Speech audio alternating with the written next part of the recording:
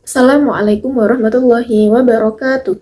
Sebelumnya, perkenalkan saya Fitratul Aziza dengan NIM 23010230072 dari kelas PAIB semester 6. Pada kesempatan kali ini, saya akan menjawab beberapa soal UAS mata kuliah Fikih MA. Langsung saja, soal yang pertama yaitu jelaskan definisi fikih secara etimologis dan terminologis beserta pembagian hukum fikih. Pengertian secara etimologis, yaitu secara bahasa, kata fikih berasal dari bahasa Arab yang terambil dari akar kata faqiha yafqahu fiqhan, yang bermakna memahami sesuatu secara mendalam dan cermat. Pengertian secara terminologis atau istilah, yaitu menurut Imam Syafi'i, fikih adalah ilmu yang memuat pengetahuan tentang hukum-hukum syariat Islam yang bersifat amaliyah atau praktis, yang digali dari dalil-dalilnya yang terperinci, yaitu Al-Quran, hadis, ijma, dan qiyas. Hukum dalam fikih terbagi menjadi 5 yang disebut dengan Al-Ahkam Al-Khamsah. Di antaranya yaitu yang pertama, wajib.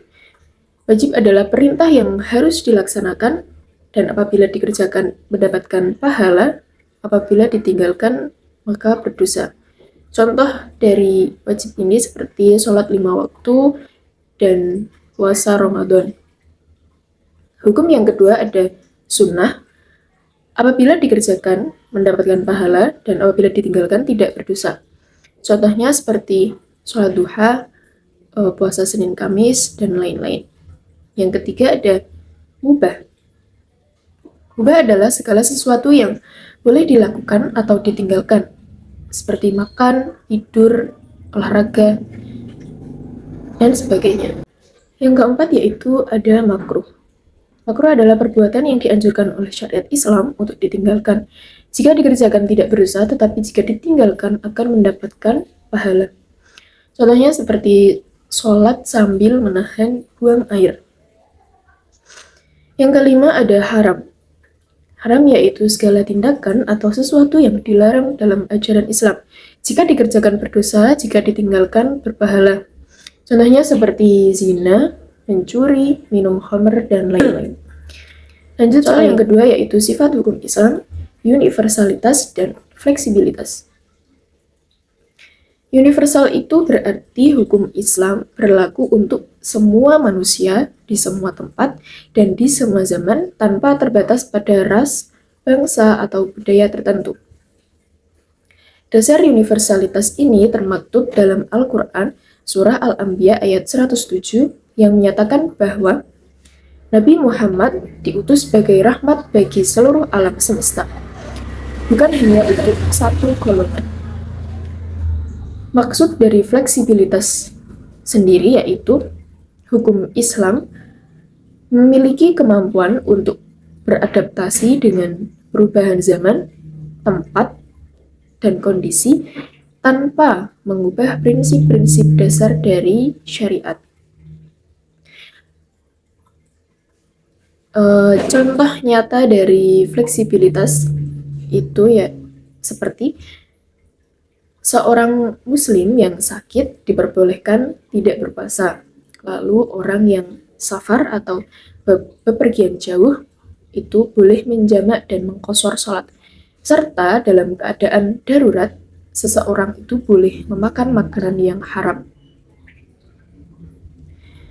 Soal yang ketiga yaitu jelaskan secara detail konsep dasar ibadah dari tinjauan dogmatis, psikologis, dan sosiologis. Dari pengertian ibadah. Pengertian ibadah secara bahasa, ibadah berasal dari kata abada yang berarti tunduk, patuh, dan merendahkan diri. Secara istilah, ibadah adalah segala perbuatan yang dilakukan seorang hamba dengan niat ikhlas semata-mata mengharap ridho Allah Subhanahu wa taala sesuai dengan ketentuan syariat. Tinjauan yang pertama yaitu tinjauan dogmatis. Tinjauan dogmatis memandang suatu ajaran berdasarkan keyakinan agama yang bersumber dari wahyu Allah, yaitu Al-Quran dan hadis. Dalam perspektif ini, ibadah dipahami sebagai kewajiban yang diperintahkan Allah kepada manusia. Contohnya seperti melaksanakan sholat 5 waktu, karena itu merupakan perintah dari Allah Subhanahu wa Ta'ala. Kedua, ada tinjauan psikologis, yaitu memandang ibadah dari sisi pengaruhnya terhadap kondisi mental, emosional, dan kejiwaan manusia. Contohnya yaitu berdoa saat menghadapi masalah bisa memberikan ketenangan dan harapan. Serta puasa juga melatih kesabaran dan pengendalian diri. Yang ketiga ada tinjauan sosiologis, yaitu memandang ibadah dari sisi atau fungsinya dalam membentuk, memelihara, dan memperkuat tatanan sosial kemasyarakatan. Contohnya, seperti sholat berjamaah itu bisa mempererat silaturahmi antar umat Islam.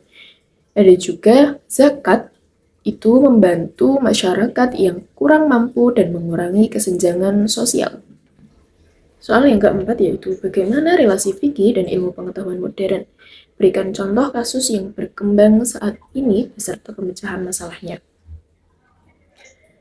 Fikih dan ilmu pengetahuan modern memiliki hubungan yang saling melengkapi.